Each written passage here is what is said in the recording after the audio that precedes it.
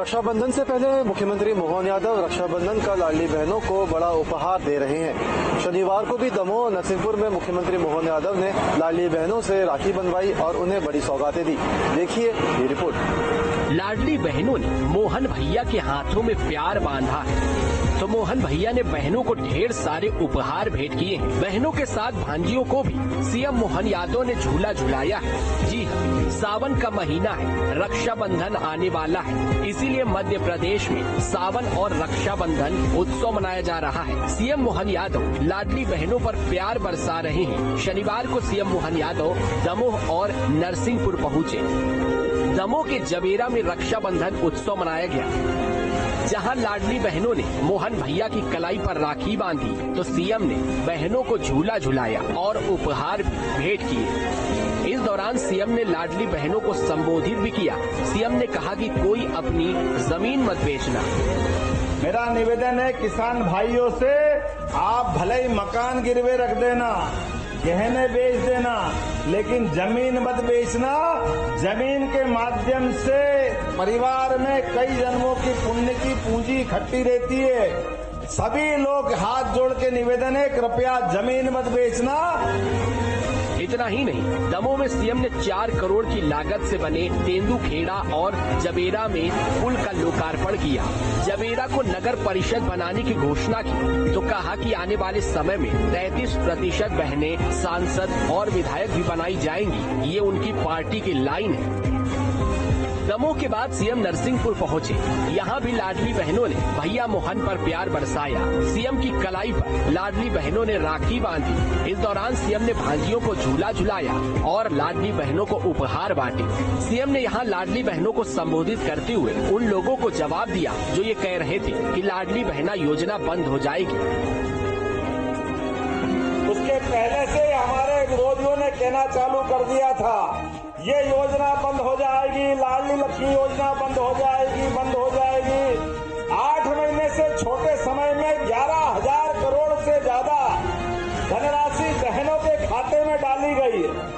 ये राशि केवल राशि नहीं है, हमारी नारी सशक्तिकरण की मन की भावना की पुष्टि है। 1 से 17 अगस्त तक मध्य प्रदेश के 11 जिलों में लाडली बहना आभार और उपहार कार्यक्रम होंगे।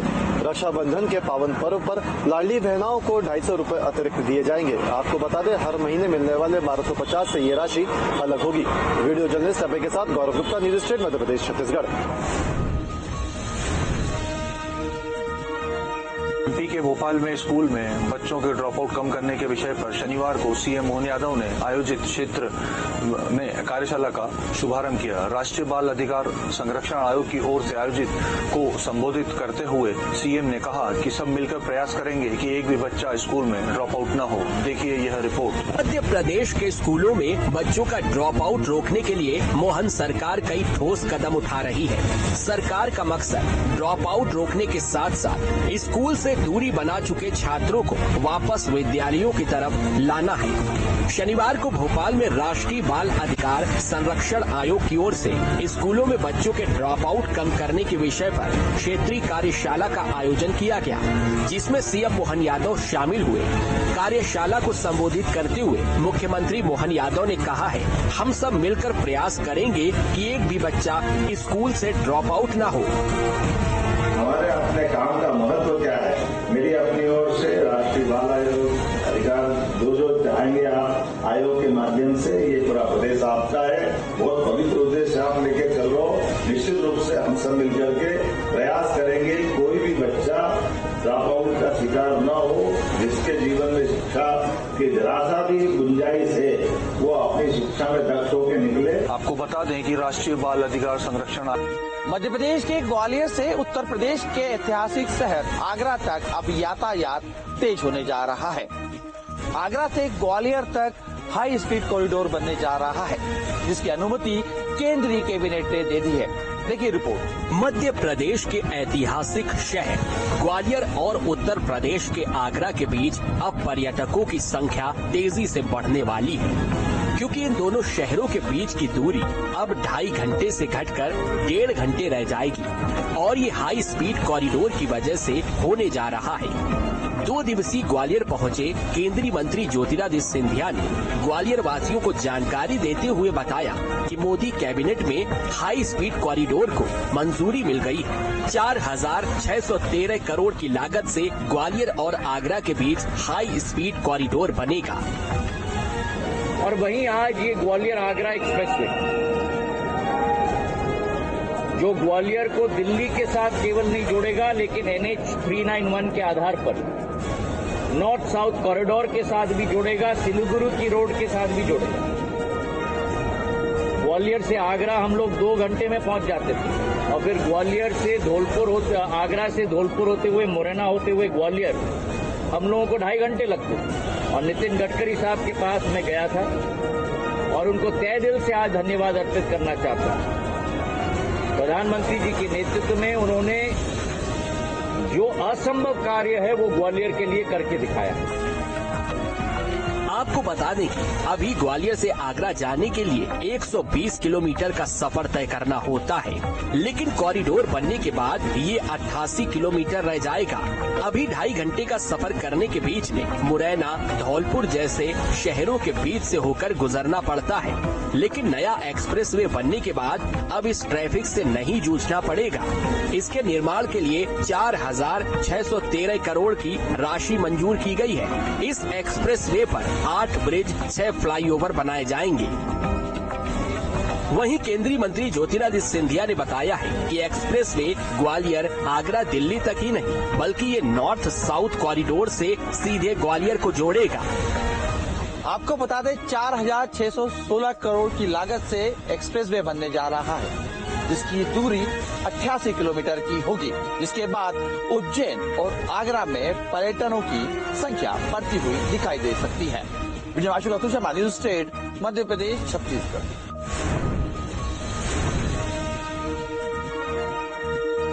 भी कर सकेंगे। इस पूरे मामले को लेकर क्या है सरकार का प्लान और किस तरीके से BSNL की 5G सर्विसेज को इम्प्लीमेंट किया जाएगा, इसको लेकर देखिए हमारी ये रिपोर्ट। प्राइवेट टेलीकॉम कंपनियों के रिचार्ज प्लान की कीमतों में बढ़ोतरी होने के बाद लोगों ने BSNL पर अपना भरोसा जताना शुरू कर दिया है। इस बीच उपभोक्ताओं के लिए बड़ी खुशखबरी है कि अब BSNL 5G का रास्ता साफ हो गया है। जो लोग BSNL 5G का बेसब्री से इंतजार कर रहे थे, उनके लिए ये बड़ी खुशखबरी है। केंद्रीय संचार मंत्री ज्योतिरादित्य सिंधिया ने खुद इसकी टेस्टिंग की है।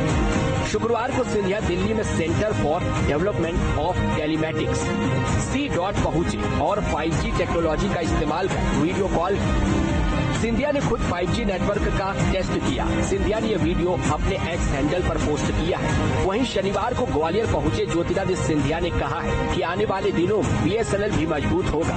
5G लाने से पहले 4G को मजबूत करना होगा। उन्होंने कहा है, आत्मनिर्भर भारत के तहत हम अपना 4G नेटवर्क लाएंगे। हम चीन के इक्विपमेंट इस्तेमाल नहीं करेंगे। अक्टूबर महीने तक देश में 80,000 टावर लगेंगे और अगले मार्च तक 1 लाख टावर लग जाएंगे। इतना ही नहीं, सिंधिया ने साफ किया है कि 4G के बाद कुछ परिवर्तन पर भी जल्द हम तय करेंगे और ये भारत सरकार की योजना है ताकि आत्मनिर्भर हम बन पाए। दरअसल सरकार की कोशिश पहले BSNL के 4G को मजबूत करना है, जिससे बेहतर डाटा स्पीड लोगों को मिल सके, और इसके बाद सरकार की तैयारी 2025 तक BSNL 5G लॉन्च करने की है, जिससे सस्ते प्लान के साथ साथ देश का नेटवर्क उपभोक्ताओं को मिल सके। आपको बता दें कि BSNL के 4G टावर को लेकर 1 लाख नए टावर जो है मार्च 2025 तक लगाए जाएंगे, जिसके बाद जो उपभोक्ता है वो अपने मोबाइल पर BSNL 4G का इस्तेमाल भी कर सकेंगे। इसके बाद आत्मनिर्भर भारत के तहत 4G सर्विसेज से 5G सर्विसेज की तरफ जो है रुख जो है वो मोड़ा जाएगा। वीडियो जर्नलिस्ट अतुल राज के साथ हरीश झा, न्यूज स्टेट, मध्य प्रदेश, छत्तीसगढ़। अटारी बंधन योजना के वादे के दम पर छत्तीसगढ़ में भारतीय जनता पार्टी ने सरकार बनाई है। मध्य प्रदेश की लाडली लक्ष्मी योजना की तर्ज पर छत्तीसगढ़ में इस योजना पर अब सियासी संग्राम शुरू हो गया है। सियासत इसलिए है क्योंकि मध्य प्रदेश सरकार ने इस योजना की राशि बढ़ाई है, लेकिन छत्तीसगढ़ सरकार ने इस योजना में राशि नहीं बढ़ाई है। देखिए एक रिपोर्ट। लाडली बहना योजना की तर्ज पर छत्तीसगढ़ बीजेपी ने भी घोषणा पत्र में भी महतारी बंधन योजना का वादा किया, जिसका सीधा लाभ ये हुआ कि विपक्ष में बैठी बीजेपी को सत्ता हासिल हुई। महिलाओं को हर महीने उनके खाते में पैसे मिल रहे हैं, लेकिन एमपी योजना की राशि 1000 से बढ़ाकर 1250 रूपए कर दी गई है, जिसके बाद छत्तीसगढ़ में भी राशि बढ़ने पर उम्मीद जागी है। क्योंकि छत्तीसगढ़ महिलाओं की आबादी बहुत सारी, आधी आबादी महिलाओं की है। देखिए अभी हुआ है, सरकार बने और सरकार बनने के बाद इतनी बड़ी बड़ी उपलब्धि हमारी छत्तीसगढ़ की सरकार कर रही है, भारतीय जनता पार्टी की सरकार कर रही है, तो मैं कह सकती हूँ कि महिलाओं के लिए बहुत बड़ा सौगात है ये, और निश्चित तौर पे आने वाले समय में हम देखेंगे, सोचेंगे, विचार करेंगे। छत्तीसगढ़ की आधी आबादी महतारी बंधन योजना से लाभान्वित हो रही है। दोनों राज्यों में बीजेपी की सरकार है, ऐसे में एक जगह राशि ज्यादा है तो लाजमी है कि दूसरी जगह भी बढ़ी हुई राशि मिलने की उम्मीद जागी है। मध्य प्रदेश की लाडली बहना योजना और छत्तीसगढ़ की महतारी बंधन योजना हिट साबित हुई हैं। दोनों ही राज्यों में योजनाएं बहुत अच्छे तरीके से चल रही हैं। इन योजनाओं की देशव्यापी सराहना भी की गई है। इसी बीच मध्य प्रदेश के मुख्यमंत्री ने मध्य प्रदेश की बहनों को जो तोहफा दिया है, उससे छत्तीसगढ़ की इस योजना पर नई बहस शुरू हो गई है। वीडियो जर्नलिस्ट प्रमोद देवांगन के साथ अंकुश शर्मा, न्यूज स्टेट मध्य प्रदेश, छत्तीसगढ़।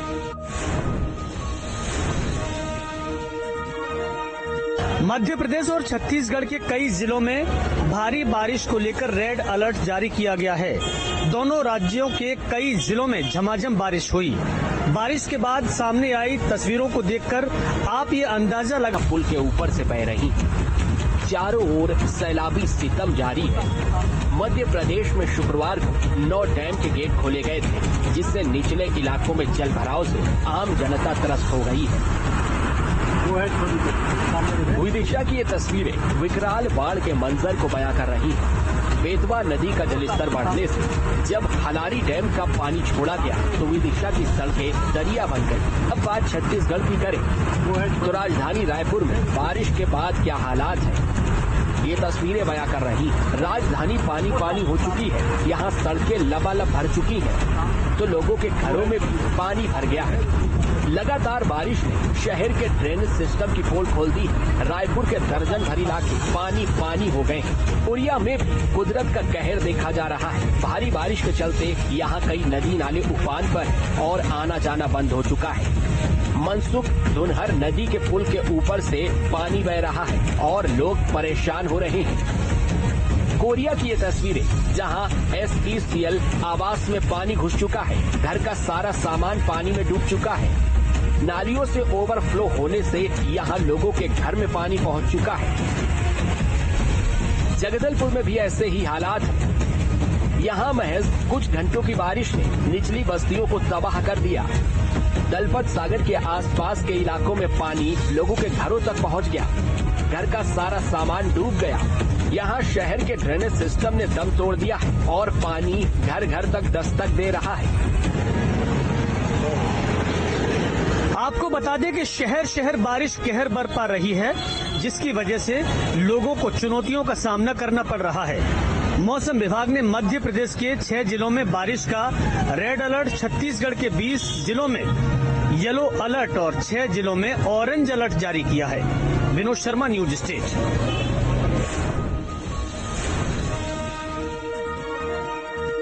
पिछले एक सप्ताह में पहाड़ों पर प्राकृतिक आपदा ने ऐसा कहर ढाया है कि कई जिंदगियां छीन ली। घर, मकान, दुकान सब बह गए। हिमाचल प्रदेश और उत्तराखंड में बादल फटने से आए सैलाब ने और लैंडस्लाइड ने पिछले एक सप्ताह में किस कदर कोहराम मचाया है, देखिए इस रिपोर्ट में।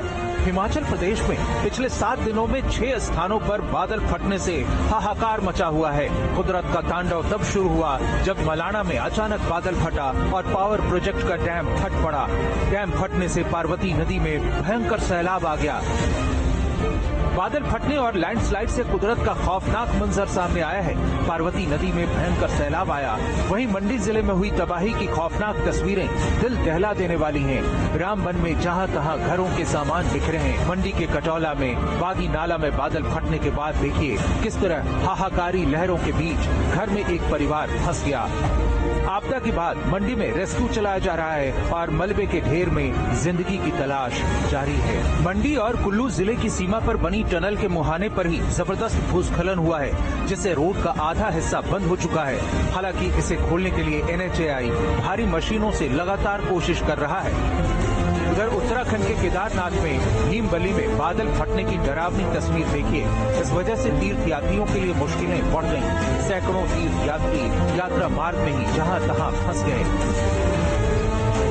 बादल फटने से केदारनाथ के पैदल मार्ग पर सड़क का तकरीबन 30 मीटर का हिस्सा टूट गया। पहाड़ों से मलबा सड़कों पर आ गया, जिसके बाद लोगों को पहाड़ी के दुर्गम रास्तों से होकर निकाला जा रहा है। यहाँ फंसे तीर्थ यात्रियों को बचाने के लिए वायुसेना के चिनूक और MI-17 को भी लगाया गया है। हालांकि केदारनाथ धाम यात्रा मार्ग पर चड़ीबासा में हेलीपैड पर बोल्डर गिरने से हेलीकॉप्टर के उतरने में भी दिक्कत हो रही थी, लेकिन इसे काफी मुश्किल के बाद हटा दिया गया और हेलीपैड सुचारू किया गया।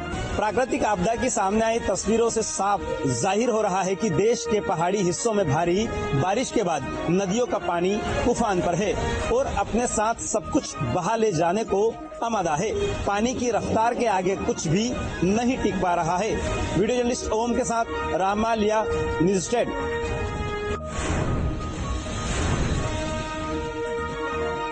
देश के कई हिस्सों में बारिश और बाढ़ का कहर देखने को मिल रहा है। झारखंड और पश्चिम बंगाल में बाढ़ के बवंडर के आगे इंसान सरेंडर करने पर मजबूर है। बंगाल में बाढ़ से हाल बेहाल है, तो झारखंड में सैलाबी शोर संकट पैदा कर रहा है। दोनों पड़ोसी राज्यों में बारिश के बाद हालात एक जैसे नजर आ रहे हैं। देखिए यह रिपोर्ट। बंगाल में बाढ़ से हाल बेहाल, तो झारखंड में सैलाबी शोर संकट पैदा कर रहा है। दोनों पड़ोसी राज्यों में बारिश के बाद हालात एक जैसे नजर आ रहे हैं। सैलाब में समा गई कार की ये तस्वीरें आसनसोल के सेंट वेले रोड की। यहाँ गारुई नदी पर बना पुल बाढ़ के पानी में डूब गया और पुल पार करते समय एक कार बहने लगी। देखिए कैसे नदी की धारा में कार हिलकोले खा रही है। इस हादसे में ड्राइवर की मौत हो गई। ये कोलकाता का एयरपोर्ट है। देखिए रनवे पर विमान खड़े और पूरा रनवे सैलाब में डूबा हुआ है। कई फीट पानी यहाँ भरा हुआ है, जिसके चलते यात्रियों को काफी परेशानी झेलनी पड़ी।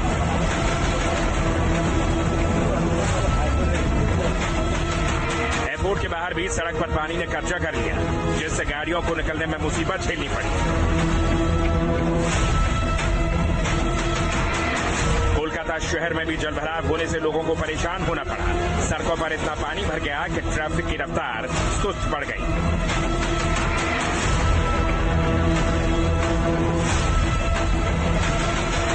सैलाब के आगे इंसान ही नहीं, बेजुबान भी बेबस है। इस तस्वीर को देखिए कैसे बाढ़ के पानी में भैंसें बह रही हैं। ये झारखंड की राजधानी रांची की तस्वीर है। यहाँ मूसलाधार बारिश के बाद बाढ़ का पानी इतनी तेजी से आया कि नाला पार करते समय ये बेजुबान बहने लगी। हालांकि समय रहते भैंसों को रेस्क्यू कर लिया गया। झारखंड और पश्चिम बंगाल में हो रही बर्बादी की बारिश ने लोगों की परेशानी बढ़ा दी है। फिलहाल राहत की उम्मीद कम ही दिखाई दे रही है, क्योंकि मौसम विभाग ने दोनों राज्यों के कई जिलों में भारी बारिश का अलर्ट जारी किया हुआ है। वीडियो जर्नलिस्ट शादाब के साथ शाहिद चौधरी, न्यूज़ स्टेट मध्य प्रदेश, छत्तीसगढ़।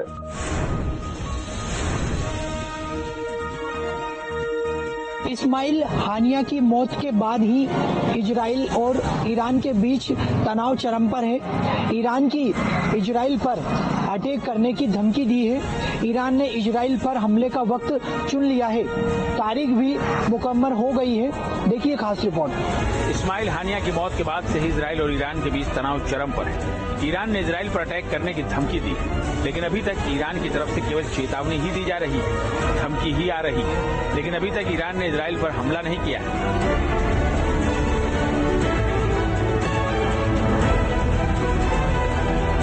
लिहाजा लिहाजा ये सवाल उठने लगे हैं कि आखिर इजराइल पर ईरान हमला कब करेगा, कैसे करेगा और ईरान का हमला कितना विध्वंसक होगा। और अब इस बात पर विराम भी लग गया है क्योंकि ईरान ने हमले का वक्त चुन लिया है, तारीख भी मुकर्रर हो गई। पश्चिम की खुफिया एजेंसियों के मुताबिक इजराइल पर ईरान 12 और 13 अगस्त के बीच हमला करेगा।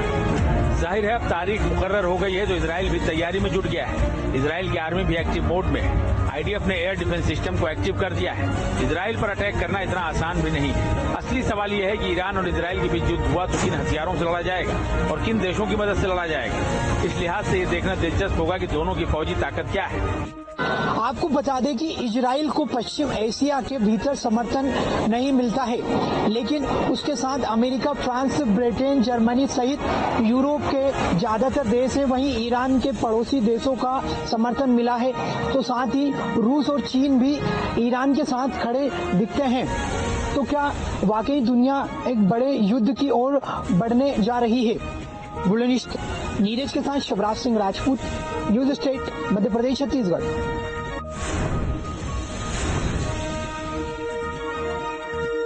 ईरान ने इजराइल को धमकी दी तो गुस्से में अमेरिका भी आ गया। अमेरिका ने ईरान की घेराबंदी करने का चक्रव्यूह रच दिया। अमेरिका ने ईरान के खिलाफ फारस की खाड़ी में जंगी जहाज तैनात कर दिया। 1-2 नहीं 12 जहाज वहां गर्जना करने लगे। देखिए ये रिपोर्ट। मिडिल ईस्ट में संघर्ष के बीच इस वक्त भयंकर शीत युद्ध भी चल रहा है। इस्माइल हानिया की मौत के बाद पूरा इलाका युद्ध की महाज्वाला से धड़क रहा है।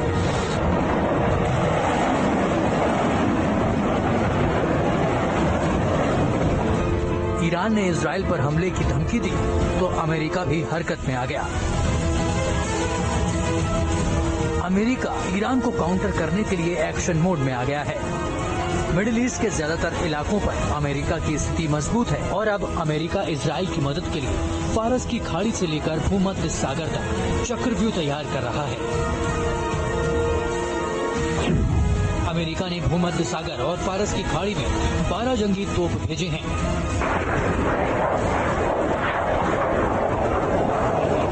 समंदर के जरिए अमेरिका इजराइल के लिए ऐसा अभेद किला बनाना चाहता है जिसे कोई भी दुश्मन भेद ना सके। फारस की खाड़ी में UASS थ्योरोड रूजवेल्ट जैसा परमाणु युद्धपोत तैनात करना ईरान पर दबाव बनाने की रणनीति है। फारस की खाड़ी के जरिए अमेरिका के जंगी पोत ईरान की हर हरकत पर नजर रखेंगे।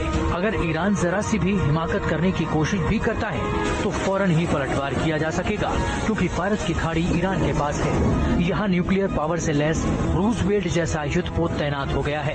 जाहिर है मिडिल ईस्ट में संकट बड़ा है। अमेरिका ने इसलिए पहले से ही घेराबंदी शुरू कर दी है। अगर ईरान और उसके समर्थित आतंकी संगठन कोई हरकत करते हैं तो समय से उन्हें मुंह तोड़ जवाब दिया जा सके। वीडियो जर्नलिस्ट नवीन पाल के साथ अभिषेक शर्मा, न्यूज स्टेट, मध्य प्रदेश, छत्तीसगढ़।